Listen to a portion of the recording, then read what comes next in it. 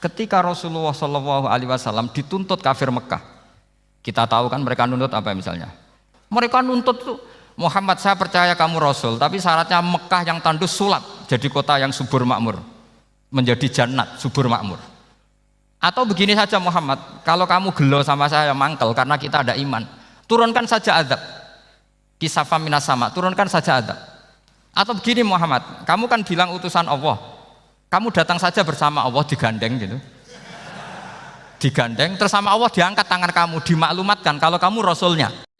Karena mereka dengan logika yang salah, yang dikatakan mukjizat itu sesuatu yang seperti itu.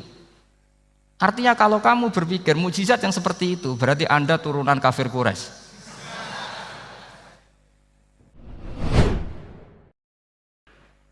Kulo diminta panitia untuk bikin judul. Terus judul kulo adalah keistimewaan mukjizat Al-Qur'an. Kersane akurat nih kulo betul kerpean. Jadi otoritatif. Karena kalau dalam pendapat ulama, kalau seorang mubalek atau seorang ulama atau siapa saja kok ngomong tanpa teks itu dia tersangka sebagai musyarrek. Musyarrek itu menandingi syariatnya Rasulullah SAW. Dengan pikiran-pikirannya, dengan jargon-jargonnya. Jadi itu masalah besar kalau dalam tradisi ulama karena pikirannya tidak musalsal, tidak ada silsilahnya ila Rasulillah SAW. Makanya saya meskipun banyak orang percaya ngaji di mana-mana itu bawa kitab. Satu ya tadi niat ngerpek tadi supaya saya dulu masih ingat zaman di sarang itu kalau tes itu banyak yang bawa kitab. Ketika ditanya ini namanya ngerpek, enggak Pak, mutolaah itu tanpa batas. Jadi mutolaah itu kapan saja. Yang agak kriminal itu kasus ujian nasional. Itu ada seorang guru SD, ini kisah nyata, ingin membocorkan ujian apa? Nasional, itu kan jelas kriminal itu.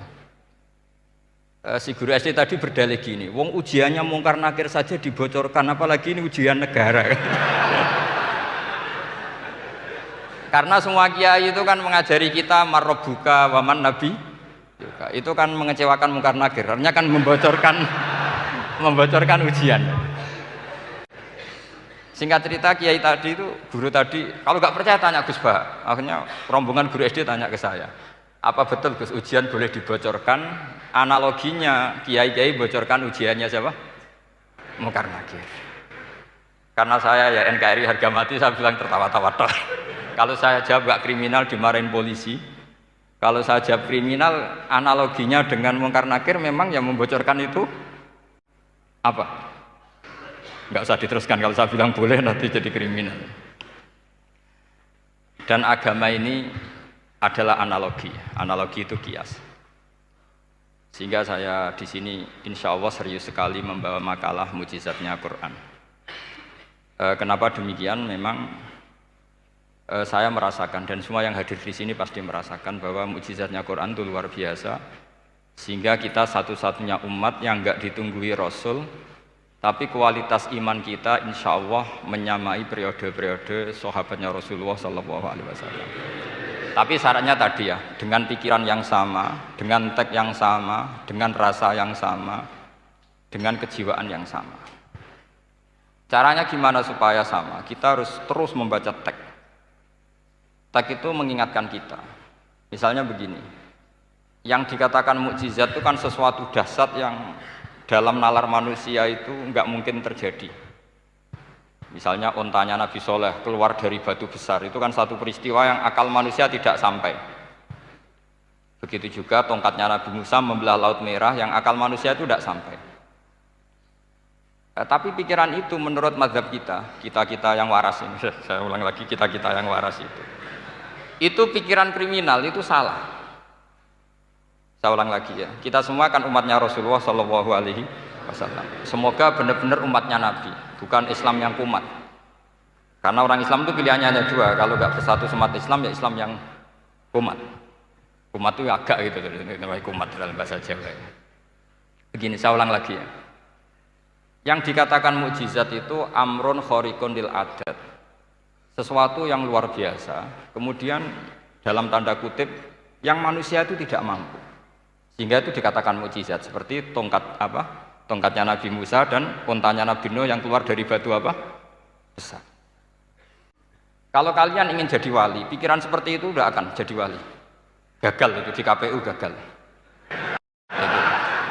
Jadi nggak usah sampai MK, di KPU sudah gagal. Kenapa demikian? Pertanyaannya begini. Memangnya sesuatu yang wajar kita lihat keseharian itu dalam kemampuan manusia? Saya ulang lagi. Memangnya sesuatu yang biasa saja, yang normal saja itu dalam kemampuan manusia? Enggak juga kan? Manusia bisa enggak bikin unta? Yang wajar saja, yang lewat indukan, bisa enggak? Enggak kan? Manusia bisa bikin laut enggak? Enggak kan? Jadi kalau mukjizat itu dengan definisi sesuatu yang manusia tidak mampu, memangnya keseharian alam ini manusia mampu? Enggak juga kan? Nah, karena agama Islam dengan logika itu, Rasulullah SAW menolak mukjizat yang seperti itu. Ya, menolak mukjizat yang seperti itu. Makanya saya bilang pikiran pertama tadi itu kriminal, karena itu ditolak oleh Rasulullah SAW. Karena ya itu tadi, kalau itu dituruti, lama-lama kita tidak tahu kedahsyatan ciptaan Allah keseharian. Makanya ketika Rasulullah diminta laula utiya mislama utiya Musa, ya Muhammad itu punya mukjizat kayak tongkat Nabi Musa. Kasolihin Nuh, kasolihi soleh. Apa karena koti apa? Soleh. Sebagaimana untanya Nabi Soleh. Apa jawabnya Allah? Wa ma min dabatin fil ardi wala ta'iri yatiru bi janahihi illa umamun amsalukum. Sebagian dijawab inna fi khalqis samawati wal ardi wa ikhtilafil laili wan nahar sampai saat terusnya wa tasrifir riyah saat terusnya la ayatil liqaumi yaqilun.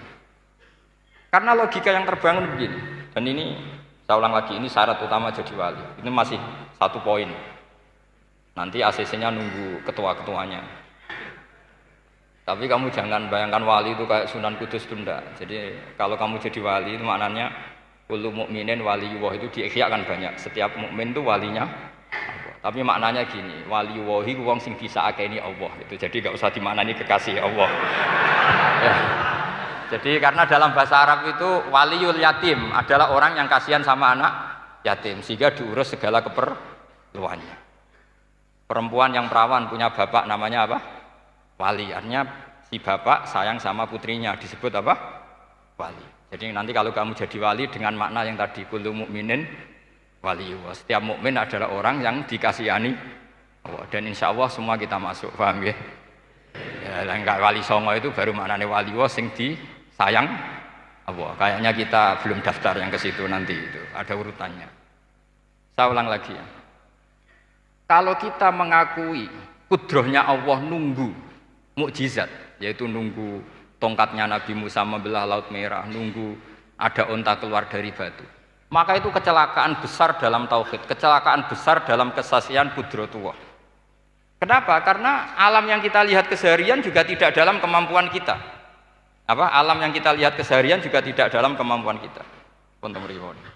Misalnya begini, kalau kamu melihat nyamuk, itu pertama Quran turun tentang nyamuk, itu orang munafik komentar, wah Tuhannya Muhammad kurangan stok, sampai contoh saja hanya seekor nyamuk. Tapi apa kata Allah? Inna Allaha la yastahi ayyadriba masalam ma ba'udatan fama fawqa. Nyamuk itu bukan sekedar kecilnya. Tidak usah kamu bikin nyamuk yang ada nyawanya, itu terlalu sulit. Sampean semua tak suruh bikin patungnya nyamuk. Gampang mana bikin patung nyamuk sama gajah? Tidak usah dikasih nyawa. Terus cari tatahnya itu dari mana, orang Jepara pun tidak akan bisa. Belum nanti bentuk alat kelaminnya, belum nanti uratnya alat kelamin, belum nanti punya jantung, jantung punya urat, jantungnya nyamuk juga punya kuman, kumannya juga punya organ tubuh, organ tubuhnya punya urat. Apa itu tidak lebih dahsyat ketimbang tontonan mukjizat yang diperagakan para nabi-nabi sebelum Rasulullah Shallallahu Alaihi Wasallam? Maka sebetulnya ketika Quran saya katakan mukjizat ila yaumil qiyamah adalah pertunjukan Allah bikin nyamuk. Inna Allaha la yastahi ayyadriba mathalam ma ba'ud. Itu bagi orang alim percontohan nyamuk itu lebih dahsyat ketimbang percontohan mukjizat Nabi Musa membelah Laut Merah. Juga lebih dahsyat ketimbang pertunjukan Nabi Soleh ketika mengeluarkan unta dari apa? Batu. Dong, jelas nih. Maka umat Rasulullah terutama ulamanya harus ngomong seperti ini terus. Dengan cerita seperti ini maka Quran jauh lebih dahsyat. Makanya mukjizatnya Quran tanpa batas. Jelas ya? Makanya kita harus bertobat secara masif, mengatakan kedahsyatan adalah nunggu sesuatu yang khariqun lil adat. Bahwa yang kita lihat keseharian adalah semua di luar kemampuan kita. Lah kita ini kan keliru, yaitu tadi, wah onta keluar dari apa? Batu. Laut merah terbelah, ini dahsyat, manusia tidak akan mampu. Memangnya manusia pernah mampu bikin laut? Memangnya manusia pernah mampu bikin nyamuk? Memangnya manusia pernah mampu bikin telur ayam? Karena keseharian seakan-akan ini tidak ayatnya Allah Ta'ala. Itu kebodohan. Makanya tidak mungkin jadi wali. Yang jenis seperti ini ya gak jadi wali. Sama tenang saja, nanti saya paling nggak sampai 1 jam karena saya tidak biasa ngaji umum. Saya mau itu karena menghormati mbah saya, karena buyut saya itu orang Damaran, namanya Mbah Hafsah. Hafsah binti Maksum bin Soleh bin Asnawi Sepuh. Jadi saya ini ya turunan asli orang Kudus. Jadi saya datang tidak dalam rangka hormat jenengan, hormat mbah saya sendiri sebetulnya. Jadi jenengan tidak punya hak adami sama saya, karena saya datang tuh hormat mbah saya. Tapi saya ingin melatih iman yang benar. Saya ulang lagi, saya ingin melatih iman yang benar karena ini penting. Sehingga Allah cara menjelaskan iman itu aja inna fi khalqis samawati wal ardi. Kamu lihat saja langit dan bumi. Seterusnya sampai waqtil laili wan nahar, sampai wal fulkil lati tajri fil bahri, terus sampai wa tasrifir riyah. Ini semua tontonan yang kita lihat semuanya di luar kemampuan kita. Itu tadi contoh paling gampang, nyamuk kayak apa? Apapun profesornya seseorang, apa bisa bikin nyamuk? Tidak usah yang bernyawa, patungnya saja. Coba nyamuk itu punya organ tubuh enggak? Punya. Organnya ada kumannya enggak? Ada. Alat kelaminnya ada bolongannya enggak kira-kira? Ada. Kayak apa sulitnya? Jadi andaikan saya ke umatnya Nabi Musa terus bengkai lah sama Nabi Musa, ini gue, Nabi Musa keren, punya tongkat. Saya akan bilang Rasulullah lebih keren karena punya Quran. Anda di sini makna kenapa mukjizatnya Quran dikatakan afdolul mukjizat, mukjizat paling keren, paling hebat. Karena menjadikan manusia punya nalar yang lebih objektif. Artinya lebih objektif, kenapa kita hanya kagum dengan sesuatu yang dahsyat? Dengan alasan kita tidak mampu. Memangnya dengan hal-hal yang keseharian kita mampu? Tidak juga kan? Jelas ya? Mohon bener nih ya? Mohon bener di mana ini? Mohon gini malam selai didandani bareng-bareng. Mohon bener ya? Sehingga iman di era Rasulullah SAW itu gak lagi butuh sesuatu yang khariqun lil. Kedua pertimbangannya Rasulullah Muhammad SAW, mukjizat yang khariqun lil adat itu resikonya lebih tinggi untuk tidak abadi. Nanti saya bacakan takbirnya. Misalnya tongkatnya Nabi Musa itu hanya disaksikan oleh orang yang di era itu pun yang kebetulan menyaksikan. Saya ulang lagi ya, resiko mukjizat mahsusah istilahnya, mukjizat yang bisa dilihat dengan indera, itu resikonya hanya dilihat orang yang di saat itu menyaksikan. Gimana? Ini prosedur. Gaul nih. Nggih peci, mboten. Terus gimana? Oke. Saya teruskan lagi ya. Niki mon normal nih. Mboten kebanteran nih. Mboten kebanteran nih. Saya ulang lagi ya. Jadi yang dikatakan mukjizat itu seringnya kan dikasih definisi satu pertunjukan yang di luar kemampuan manusia. Sehingga tongkat Nabi Musa membelah laut merah disebut apa? Mukjizat. Ontanya Nabi Soleh keluar dari batu disebut apa? Terus lucunya disebut alasannya karena manusia tidak mampu. Memangnya manusia mampu bikin onta normal yang lewat indukan? Mampu enggak? Enggak. Artinya umatnya Rasulullah lebih sering melihat kekuatan Allah Subhanahu wa ta'ala kulla waqtin wa hinin, setiap saat, karena cara berpikir sudah dibenahi Al-Qur'anul Karim. Paham ya? Maka untuk jadi wali umatnya Nabi itu lebih mungkin karena melihat kedahsyatan Allah setiap saat. Tidak usah nunggu sesuatu yang super kayak apa? Kan filakil bahri, sebagaimana laut terbelah oleh tongkatnya Nabi siapa? Musa. Terus ketiga, kalau logika mukjizat gini itu terus menerus, seperti yang dialami Nabi Musa, resikonya adalah umat selalu menuntut hal yang aneh-aneh dan melupakan hal yang pokok. Itu lebih bahaya lagi. Misalnya begini contoh gampang. Kita ini hidup di bumi setelah sampean belajar ilmu falak atau astronomi atau belajar geologi. Planet yang sebesar ini apa? Semuanya itu sudah maha dahsyat. Gara-gara kita berpikir butuh kejadian yang aneh, ya gara-gara ingin kejadian yang aneh, mungkin lama-lama Anda ingin cari model hewan yang kepalanya itu di pantat, baru percaya kudrahnya Allah.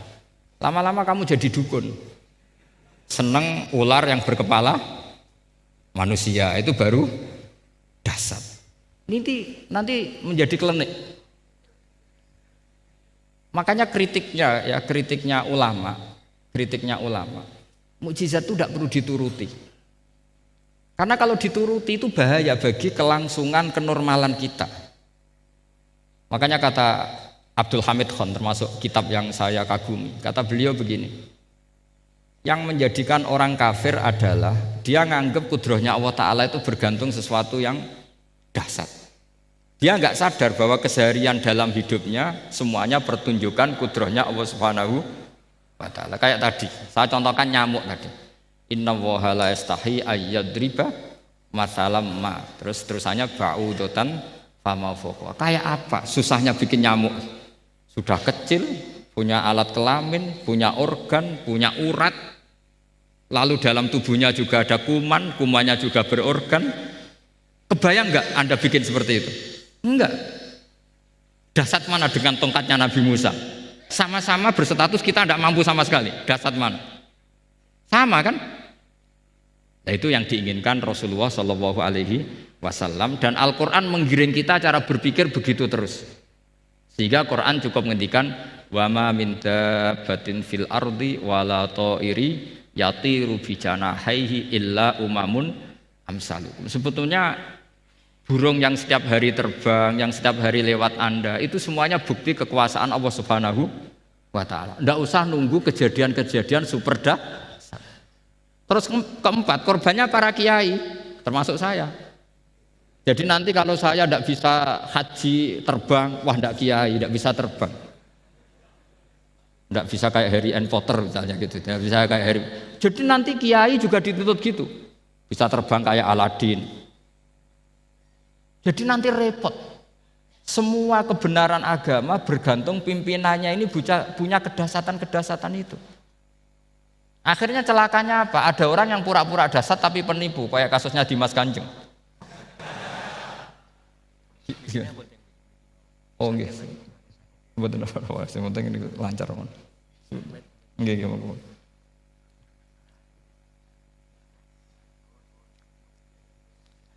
Jadi makanya nanti itu saya akan memberi penjelasan tentang apa? Mukjizatnya Al-Quran, kenapa disebut mukjizat paling apa? Dahsyat. Ini saya bacakan tag pokoknya ya, supaya sampean tahu. Ini tabaruk sama Imam Bukhari ya. Redaksi yang diriwayatkan Imam Bukhari, qala Nabi sallallahu alaihi wasallam, ini ikut kitab Fadhailil Quran. Ma minal anbiya'i nabiyyun illa u'tiya minal ayat ma misluhu amana alaihil bashar wa inna ma kana alladhi utituhu wahyan awhahu wa ilayya fa arju an akuna aktsarahum tabi'an yaumal qiyamah. Jadi semua nabi punya mukjizat, yang lewat mukjizat itu orang dipaksa iman karena dahsyat tadi. Saking dahsyatnya terus cocok tidak cocok itu percaya. Tapi kata Rasulullah, mukjizat saya itu berupa wahyu, yaitu Al-Quran. Dan saya berharap dengan mukjizat itu saya adalah nabi paling banyak pengaruhnya yaumal qiyamah. Maknanya paling banyak orang yang iman.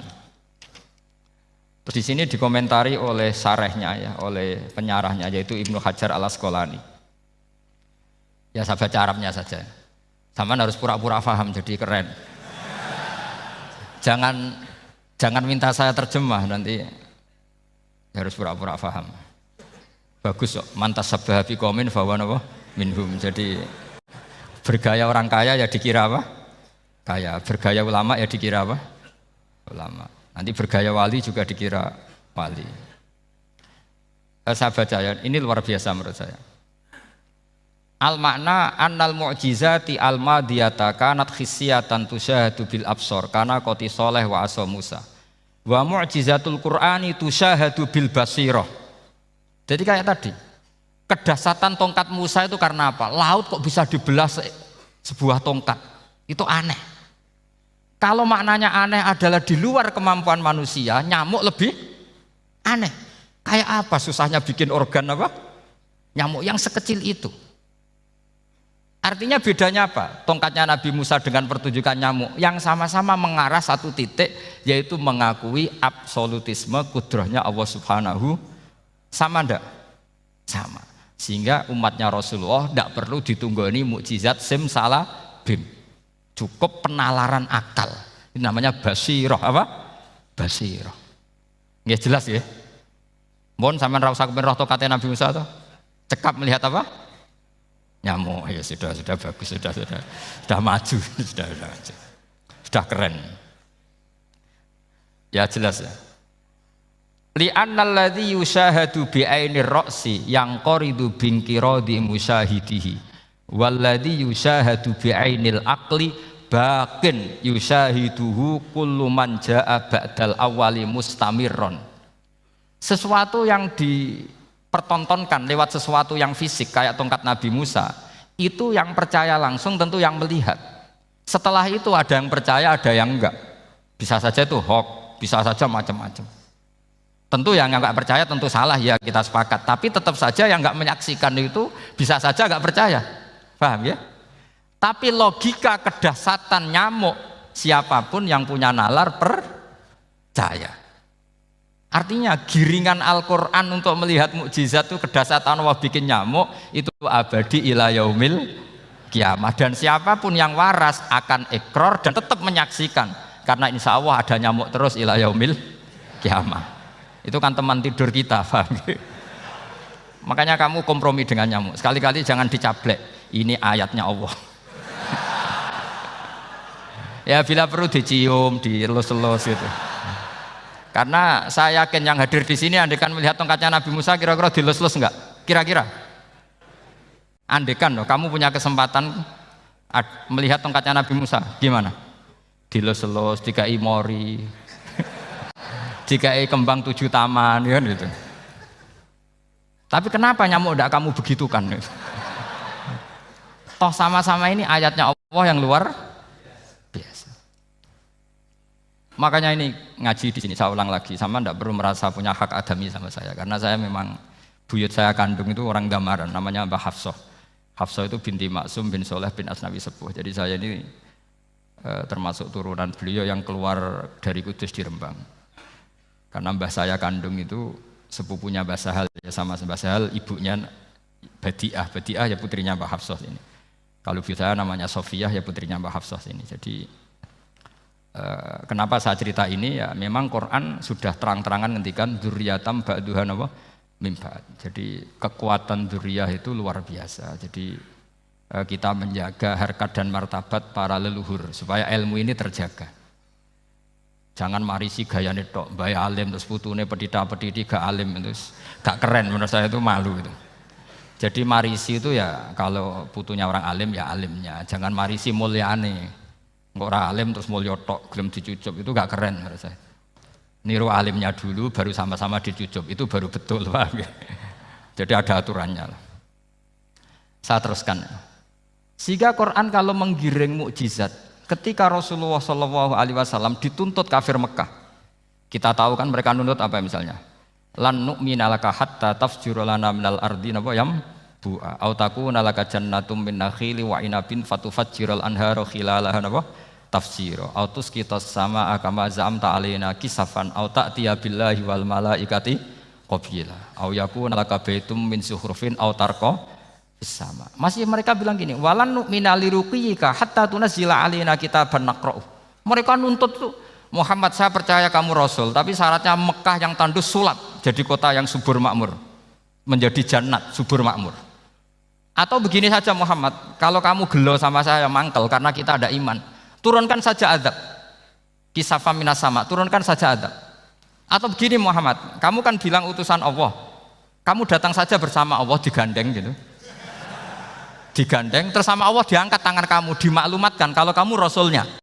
Au ta'tiya billahi wal malaikati qabila. Karena mereka dengan logika yang salah. Yang dikatakan mukjizat itu sesuatu yang seperti itu. Artinya kalau kamu berpikir mukjizat yang seperti itu, berarti Anda turunan kafir Quraisy. Anda turunan apa? Kafir Quraisy. Maka enggak boleh berpikir mukjizat seperti itu. Nyatanya Allah cukup menjawab dengan ayat wa ma min dabatin fil ardi wala ta'iri yatiru bi janahihi illa umamun amsalukum. Dijawab lagi inna fi khalqis samawati wal ardi waqtilafil laili wan nahar wal fulkil lati tajri fil bahr saat terusé la ayatil liqaumi yakin. Semudah itu kita iman kedahsyatan kudrahnya Allah. Cukup melihat kerbau. Kok bisa ya jaga populasinya? Padahal tidak pernah dia seminar cara jaga populasi. Nyatanya tetap terjaga. Tanpa lamaran ya bisa jaga keturunannya. Tanpa sesar ya anaknya lancar. Tanpa sesar kan? Artinya mereka bisa. Karena di sini ada kudratullah. Ada apa? Ada kudratullah. Nah, kalau iman seperti itu, Anda baru betul. Yaitu yang disebut Allah, ya tanazzalul amru bainahunna li ta'lamu annallaha ala kulli syai'in qadir wa annallaha qad ahata bi kulli syai'in ilma. Semua urusan di alam raya ini hanya Allah ingin mempertontonkan bahwa saya kuasa. Jadi tidak perlu nunggu yang aneh-aneh. Sehingga andaikan saya ketemu Nabi Musa dan ketemu Rasulullah Muhammad SAW, pasti saya milih Nabi Muhammad sebagai ketua. Karena Nabi Muhammad yang bikin sarana iman dengan sarana yang seluas-luasnya, dan sarana ini tidak habis dan ada di mana saja, yaitu sarana ikrar bahwa Allah kudroh dan kudrohnya tanpa batas. Nabi bikin sarana apa saja, melihat langit, bumi, lautan, nyamuk, hewan, semuanya sarana untuk ikrar kudrohnya Allah Subhanahu wa ta'ala. Sementara Nabi Musa mempertontonkan hanya nunggu mukjizat sing khariqun lil adat. Paham ya? Makanya wajar kalau Nabi bergelar afdolul anbiya sayyidul awalin wal akhirin. Karena memang lebih efektif cara menggiring supaya orang iman. Sekarang sudah tahu kenapa Nabi jadi sayyidul awalin wal akhirin? Sudah. Mungkin kemarin-kemarin tahu tapi gak tahu logikanya. Pokok iman. Selewat ke musola ngaji iman. Itu iman yang kurang betul itu, karena tanpa nadzor. Itu namanya taklid yang statusnya mukhtalaf alaih, masih disidangkan di MK, paham ya? Iman. Jadi iman taklid itu iman yang masih disidangkan oleh para ulama. Ada hakim yang bilang sah, ada hakim bilang tidak sah. Tanya anak-anak Qudsiyah. Imanul muqallid itu mukhtalaf alaih apa mujma' alaih? Mukhtalaf alaih. Kalau imanu ahli nadzar mujma' alaih. Insyaallah barokahnya ngaji ini semuanya min ahli nadzar, apa? Min ahlin, jangan amin sudah jadi, ini sudah jadi ini. Kalau amin kan masih berdoa, bisa makbul bisa ndak boleh iman kok. Ayo iman kepada Allah dan Rasul, amin, ndak boleh. Sesuatu yang pasti ndak boleh diamini, itu kan jadi kacau nanti. Harus bilang apa? Sami'na wa ta'na. Nanti lama-lama kamu disuruh Allah, ayo sholat, amin. Ndak boleh, jadi amin itu ada itu. Ada aturannya. Tapi bukan berarti saya nyalahkan jenengan, enggak. Ya memang salah gitu. Jadi kan. Ya usah saya memang statusnya salah. Ya saya ulang lagi ya. Berarti Rasulullah adalah Rasul yang sukses membuat sarana orang kembali ke Allah, mengakui kudrohnya Allah dengan sarana apa saja. Melihat rumput, melihat hewan, dan hewan itu ya apa saja. Gabah itu apa saja. Hewan yang melata di bumi apa saja, semua bukti kudrohnya Allah. Bahkan Rasulullah sukses membiarkan umatnya enggak ditunggui beliau tetap iman. Mergo ditunggui konsep sing super ngene kok Al-Qur'anul Karim. Jelas ya? Tapi caranya memahami ya seperti yang saya terangkan ini. Ya saya baca lagi ya yang jadi annal mu'jizati pakai jama' muannas salim, annal mu'jizati al-madiyata, mukjizat-mukjizat yang sudah kelewat itu kanat khisiatan, bersifat fisik, tusyahadu bil absor, hanya bisa dilihat dengan mata kepala. Karena qoti soleh wa aso Musa Wa mu'jizatul Qur'ani tusyahadu bil basirah. Sementara mukjizatnya Quran disaksikan dengan mata hati dan setiap orang punya mata hati. Fayakunu man yattabi'uhu li ajliha aksar. Li anna alladhi yusyahadu bi ainir ra'si yang qaridu bingkiradi musyahidihi. Walladhi yusyahadu bi ainil aqli baqin yusyahiduhu kullu man jaa ba'dal awal mustamirron. Sesuatu yang dilihat dengan mata kepala, setelah para saksi ini meninggal, maka setelahnya mencari-cari, bisa percaya bisa enggak. Tapi mukjizat yang disaksikan mata hati, siapapun percaya dan sampai ila yaumil kiamah. Dan tentu Quran lebih unggul dalam hal ini. Dan insya Allah kita semua adalah ahli Quran. Yaitu harus punya kesimpulan falamma tabayyana lahu qala a'lamu annallaha ala kulli syai'in qadir. Sebagian ayat wa li ta'lamu annallaha ala kulli syai'in qadir wa annallaha qad ahata bi kulli syai'in ilma. Itu kenapa mukjizat Al-Qur'an dasar. Itu yang gampang-gampang ya, melihat nyamuk, unta, kerbau itu yang gampang. Anda tak naikkan kelas sedikit menjadi agak ilmiah. Misalnya begini, kamu ahli falak. Misalnya kayak Batu Rehan ya. Itu pasti tahu kalau matahari dan rembulan dibikin Allah itu asyamsu wal qamaru bi husban. Bahwa matahari dan rembulan dibikin ini untuk hisab. Walladzi ja'ala syamsa diya'a wal qamara nuran wa qaddarahu manazila li ta'lamu 'adadas sinina wal hisab. Sehingga ketika ternyata betul Samsiyah bisa dihitung menjadi tahun Samsiyah. Yang oleh bahasa milenial disebut Masihiyah. Sayyidina Umar agak tersinggung. Sebetulnya yang namanya hisab itu tidak ada hubungannya dengan Masehi dan Hijriyah, itu tidak ada. Semua berdasar matahari atau apa? Rembulan. Lah sialnya yang Samsiyah ini oleh bahasa internasional disebut apa? Masehiyah. Makanya Sayyidina Umar marah terus bilang ya sudah kalau gitu Qamariyah bikin apa? Hijriyah. Jadi itu sebenarnya nama politik.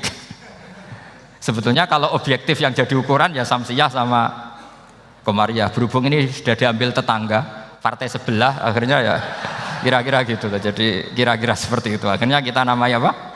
Hijriyah, apa Samsiyah sama apa? Hijriyah. Sebetulnya yang asli ya Samsiyah, Qamariyah. Tapi nggak apa-apa lah. Dunia itu mesti ada politiknya. Lah yang repot orang-orang fanatik hukum pakai bahasa nasional itu repot. Jadi misalnya kematian Yesus Kristus itu mesti Batu Rehan kan nggak percaya, akhirnya ditambahi kematian Sibeh. Karena kalau bilang iya kan percaya, makanya ditambahi apa? Sibeh. Karena menurut orang Islam berkeyakinan Nabi Isa itu nggak terbunuh, maka ditambahi apa? Sibeh. Saya dulu pernah usul, karena beliau itu kalau manggil bahasa itu bude, jadi saya pernah sowan usul. Mbak ditulis gini saja, Mbak. Kematian Yesus dalam kurung katanya. Tapi mungkin terlalu vulgar ya. Jadi akhirnya dibikin apa? Sibeh ya. Di kalender Kudus kan apa? Sibeh ya, ditambahi Sibeh. Ya nggak apa-apa lah. Yang penting keyakinannya masih benar gitu. Jadi masih benar. Kalau usulan saya terlalu ekstrim, masa dikasih apa? Katanya.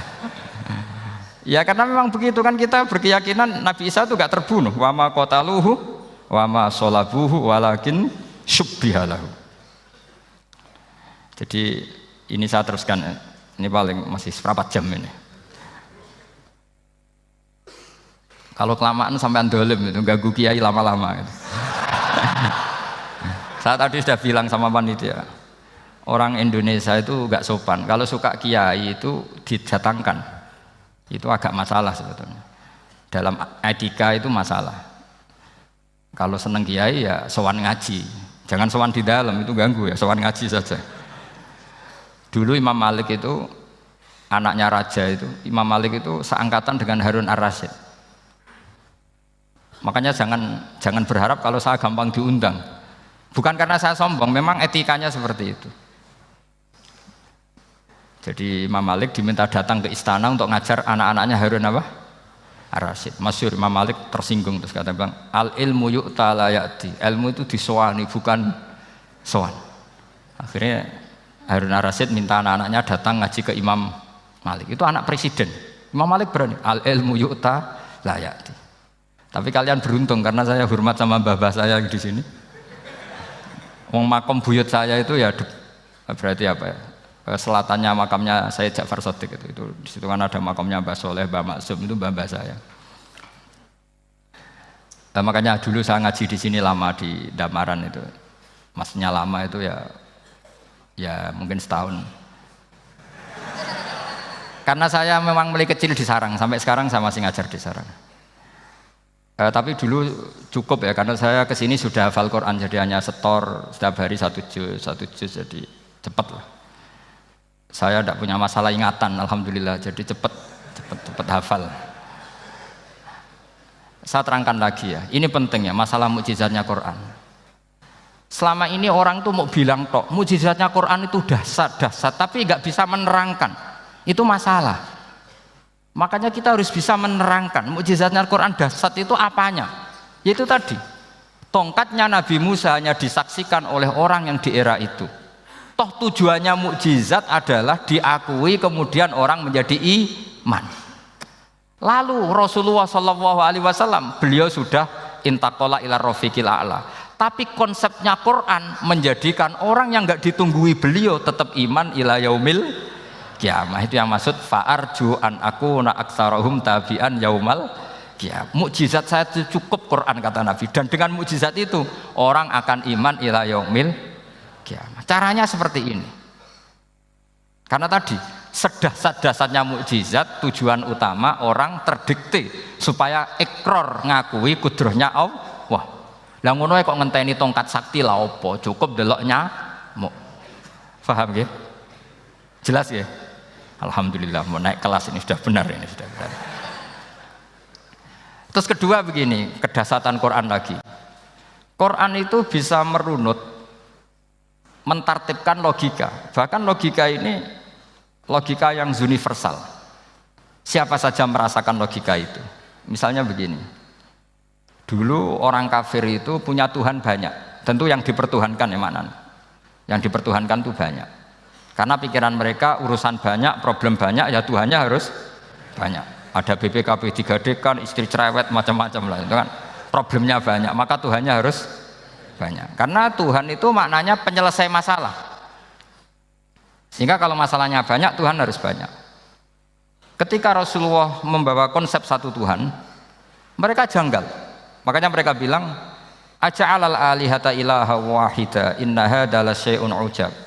Masa Tuhan satu? Ini aneh, nggak bisa. Tuhan harus banyak, karena masalah kita banyak. Itu terpatri, di otak mereka terpatri. Lalu Nabi dengan santai diajari Allah menerangkan, andaikan kalian punya majikan banyak dan perintahnya beda-beda, kamu suka enggak? Ya enggak suka, mat, enggak enak. Punya majikan banyak itu udah enak. Milih mana majikan banyak sama satu? Satu aja, mat. Tuhan kamu adalah majikan kamu. Kalau banyak kamu bingung. Ya mat, satu aja mat. Itu segampang itu. Jadi menggiring, Tuhan itu kan bos kita, tuan kita. Kalau banyak berarti yang memerintah kita banyak, dan bisa konflik bos-bos kita ini karena berebut anak buah tadi. Akhirnya mereka, kalau kamu punya majikan banyak dan perintahnya beda-beda, semuanya minta dilayani, kamu pusing enggak? Ya pusing, mat. Minta mana? Majikan banyak sama satu? Satu saja Muhammad. Ya Tuhan kamu adalah atasan kamu, maka harus satu. Mereka paham. Oke, mat, Tuhan satu. Itu yang dimaksud dorobawaw matalar rojulan fihi syuraka umutasyakisuna wa rojulan salamal lirojul hal yastawiyani masalah. Langsung alhamdulillah. Karena mereka yang paling bodoh pun paham dengan logika itu, paham. Kalau Tuhan banyak, perintahnya banyak, kita repot. Maka Allah bikin satu masalan, yaitu rojulan fihi syuraka umutasyakisuna wa rojulan salamal lirojul. Satu lelaki, satu bos, satu perintah. Kayak apa mudahnya Allah. Kemudian mereka tetap menuhankan Lata, Hubal, dan Uzza. Karena mereka dipertuhankan. Sebenarnya nggak pernah Tuhan, tapi dipertuhankan. Allah memberi contoh itu sederhana sekali.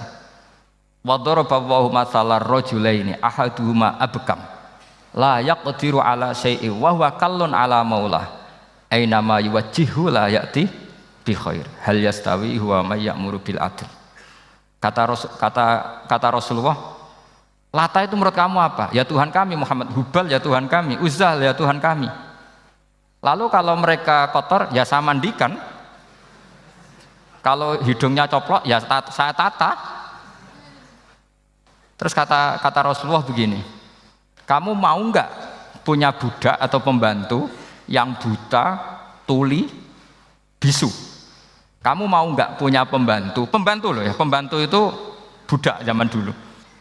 Kamu mau enggak punya pembantu yang buta, yang tuli, yang bisu? Wah gak doyan mat, nggo apa pembantu ngono iki?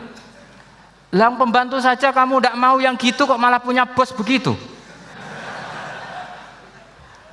Orang yang tuli, yang bisu, yang kopok, jadi pembantu saja nggak layak kok malah jadi pangeran. Paham ya? Arca dan berhala itu kan nggak bisa apa-apa. Kamu mau gaji ngasih THR pembantu yang kopok, bisu, picek, mau? Wong jadi pembantu saja nggak sah kok mau jadi apa? Tuhan atau jadi majikan. Jadi Allah bikin contoh gampang sekali. Wa daraba mathalar rajulaini ahaduma abkam la yaqdiru ala syai'in, enggak bisa apa saja. Wa wa kallun amala maulah, anane ngrepoti tok. Inama yuwajjihu la yati bi khair. Mudah sekali. Akhirnya mereka berbondong-bondong iman karena logikanya ditata oleh logika Al-Qur'an. Makanya agama ini sebenarnya enggak pernah datang dengan kekerasan, itu enggak pernah. Bil hujjah, dengan argumentasi. Itu disebut qul falillahil hujjatul baligh. Nah sekarang orang rapati soal argumentasi, senengannya neror. Nah, itu rapati ngaji. Sebenarnya agama ini mudah. Ad-dinu yusrun, agama ini mudah, logikanya gampang. Untuk tidak menuhankan Yesus atau Isa, Quran juga datang dengan penjelasan yang enggak jelimet, yang gampang saja. Kata Allah, mal masihu ibnu maryam illa rasul qad khalas min qablihir rusul wa ummuhu siddiqah kana yakulanit. Kok arani pangeran piye? Nek mangan ya lesu. Kamu kebayang enggak misalnya punya Tuhan terus mbok gratisi pas marung. Terus kamu bangga, alhamdulillah tadi Mbah habis ngratisi Tuhan. Tadi kelihatannya kelaparan, tak gratisi, senangnya bukan main. Kamu mau punya Tuhan yang seperti itu? Mau? Enggak mau kan? Allah menjelaskan kana yakulanit. Kudoyan sego, artinya nak orang mangan yo lemes. Pas kamu minta, ternyata Tuhannya baru lemes. Jadi Quran itu tidak sinis enggak, tapi menggiring logika bahwa ini tidak mungkin Tuhan. Wong kana ya kulanit. Gampang kan? Itu gampang. Gampang sekali, logika Quran itu gampang sekali. Dan masalahnya kita sekarang tidak mengkaji Quran yang sisi ini. Ya termasuk kritik kita ya, tapi ya sudahlah, ini dunia ya macam-macam. Ono sing ngaramno lomba, ono sing mendukung lomba, macam-macam. Saya tidak dalam posisi mendukung dan menolak. Saya 0-0, jadi tidak ke kanan tidak ke kiri dalam konteks tadi. Karena ya sudahlah, itu sudah takdir, semuanya takdir. Ada yang setuju ke lomba, ada yang mengharamkan apa? Lomba. Tapi sebetulnya kalau kita berpikir Quran diturunkan ya untuk yang saya terangkan ini, menjaga logika agama al-hujjah al-balighah ila yaumil kiamah. Karena kita tidak perlu tongkat lagi Nabi Musa, enggak perlu ontanya Nabi Soleh. Cukup dikawal aturan-aturan iman yang cukup mudah dan kita temukan di mana saja ayat-ayat itu. Yaitu wa ma min dabatin fil ardi wala ta'iri yatiru bi janahihi illa umamun amsalukum atau inna fi khalqis samawati wal ardi dan seterusnya. Nah, cara berpikir gimana Gus? Gampang tadi. Kalau tongkat Nabi Musa membelah laut adalah hal yang kita tidak mampu. Memangnya kita mampu bikin langit bumi? Tidak mampu kan? Berarti ini sudah cukup menjadi ayat kekuasaannya apa? Jelas kan? Maka mukjizat Quran ini mengawal umatnya Rasulullah SAW ila yaumil kiamat dengan logika seperti itu. Seorang lagi dengan logika seperti itu. Maka ulama enggak boleh berhenti seperti saya ngomong terus seperti ini. Makanya ngendikane Allah, lam yakunil ladzina kafaru min ahlil kitabi wal musyrikina munfakina hatta ta'tiyahumul bayyinah. Bayyinah itu apa? Rasulun minallah yatlu suhufam mutahharah.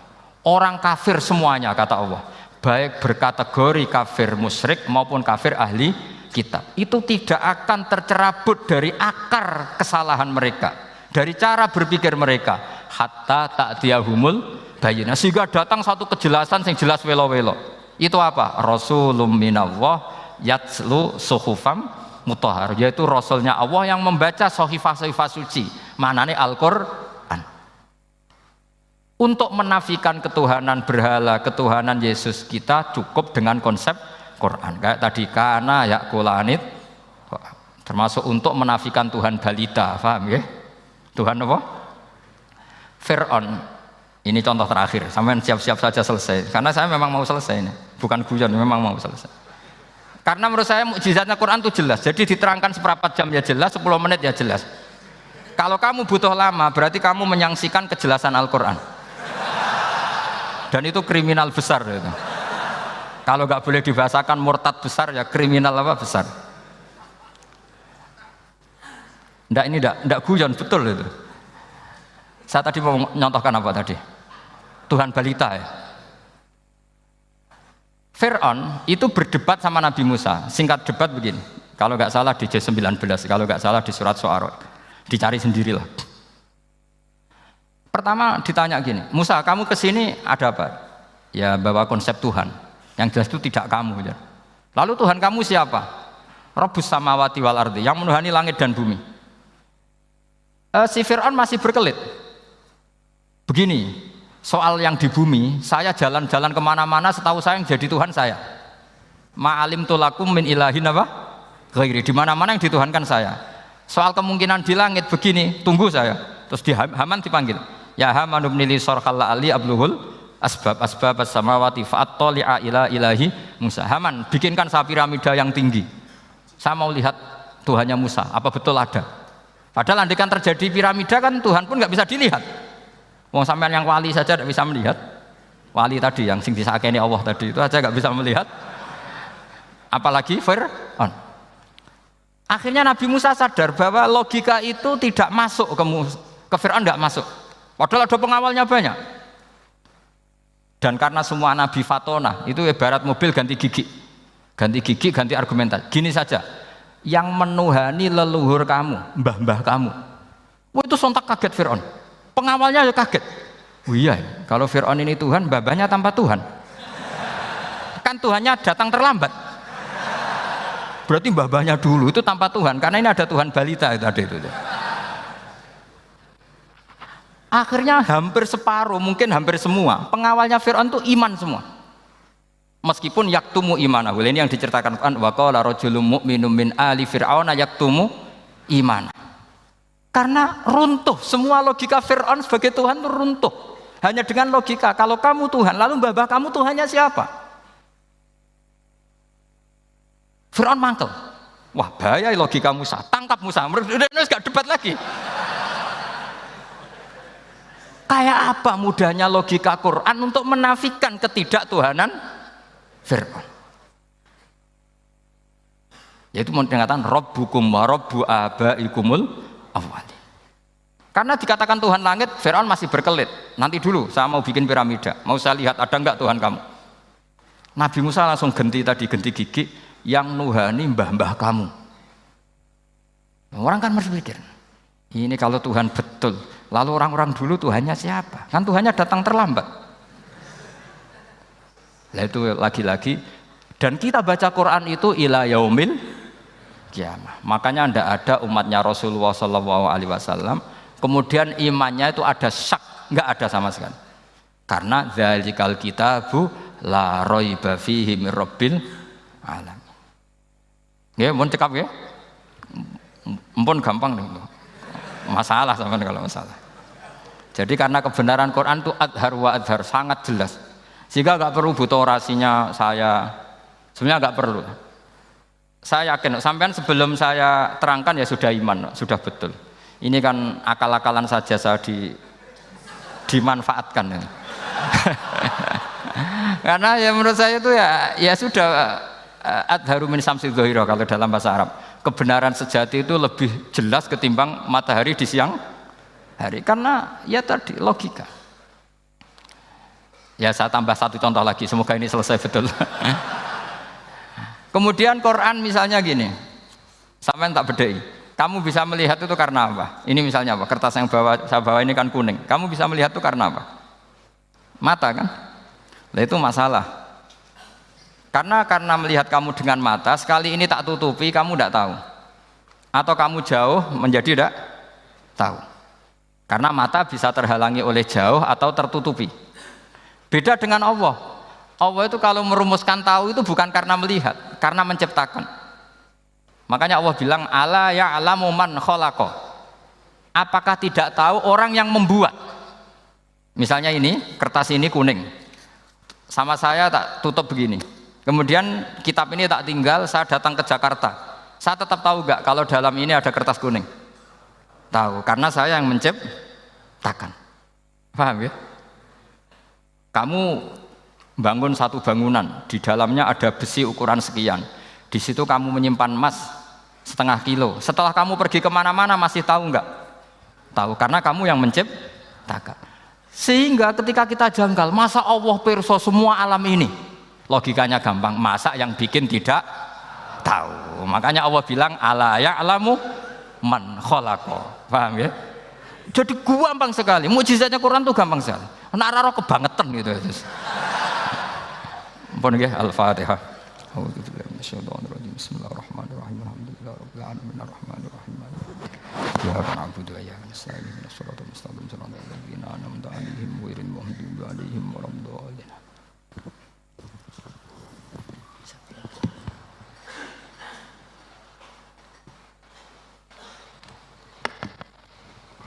Yang doa siapa? Enggak usah doa.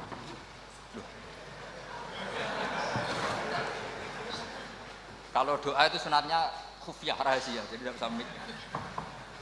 Bismillahirrahmanirrahim. Wa ala alihi washabbihi wa baraka sallam. Wa maj'alna mutahabbina fika mutanasina mutanasina fika mutabayyina. Waj'alna ya Allah ma yaqumu bi hadhihi al-amri wa ila kalimat himmatina fi hadhihi